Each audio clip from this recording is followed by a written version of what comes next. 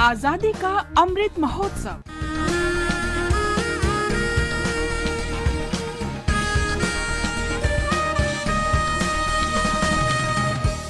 आजादी का सफर आकाशवाणी के साथ, एक राष्ट्र का उदय। भारत का गौरवशाली स्वतंत्रता संग्राम आधुनिक विश्व के अब तक के सबसे बड़े संघर्षों में से एक है। आकाशवाणी समाचार आपके लिए प्रतिदिन इस संग्राम की एक झलक लेकर आता है।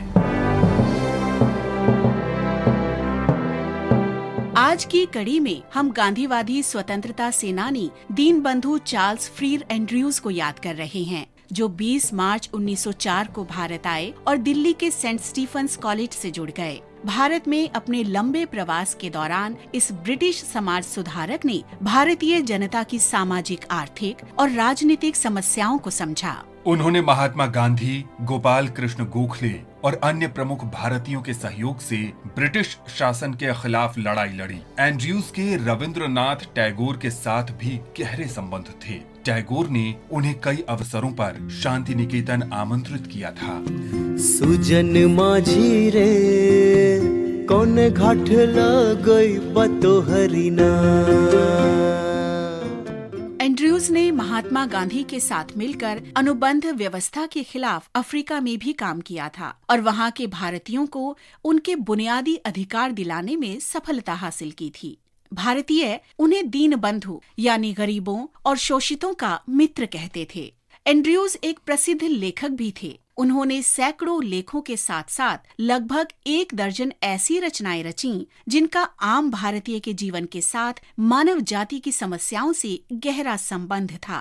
एंड्रयूज के बारे में गांधी जी ने एक बार कहा था, वो इंग्लैंड का एक अच्छा बेटा था और वो भारत का भी बेटा बन गया। मैं उससे बेहतर आदमी या बेहतर ईसाई से नहीं मिला हूँ। गांधी जी और रविंद्रनाथ की मुलाकात एंड्रयूज के माध्यम से ही हुई थी। एंड्रयूज ने एक ओर पश्चिम में गांधी जी के सिद्धांतों की व्याख्या करने और भारतीय नेताओं तथा ब्रिटिश सरकार के बीच बातचीत की संभावनाएं तलाशने का काम हाथ में लिया।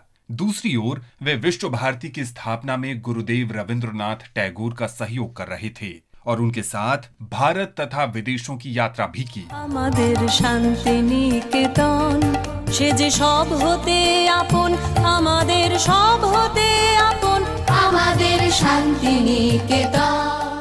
हम इस महान गांधीवादी को नमन करते हैं। आर्य भूमि मातृभूमि जन्मभूमि भारत।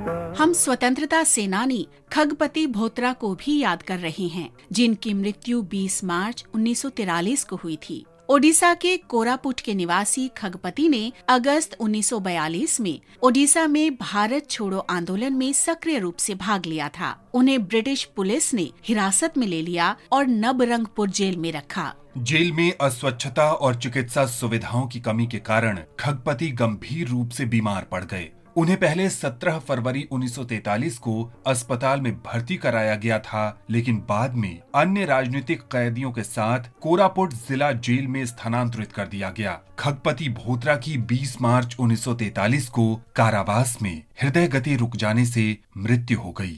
इस महान शहीद को हमारा नमन।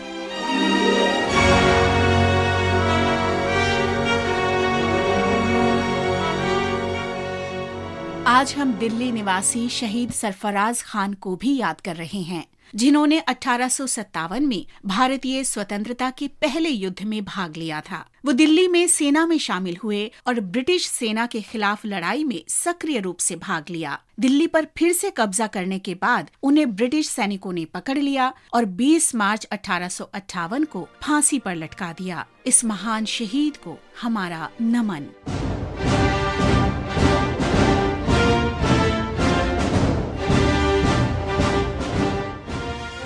हम मध्य प्रदेश के सागर जिले के निवासी शहीद गंधर्व सिंह को भी याद कर रहे हैं, जिन्होंने 1857 में भारतीय स्वतंत्रता के पहले युद्ध में भाग लिया था। उन्होंने सागर क्षेत्र के स्वतंत्रता सेनानियों से हाथ मिलाया और ब्रिटिश सेना से लड़ाई लड़ी। उन्हें एक भिड़ंत के दौरान अंग्रेजों ने पकड़ लिया और 20 मार्च 1858 को फांसी दे दी। हम भारत के इस महान सपूत को नमन करते हैं।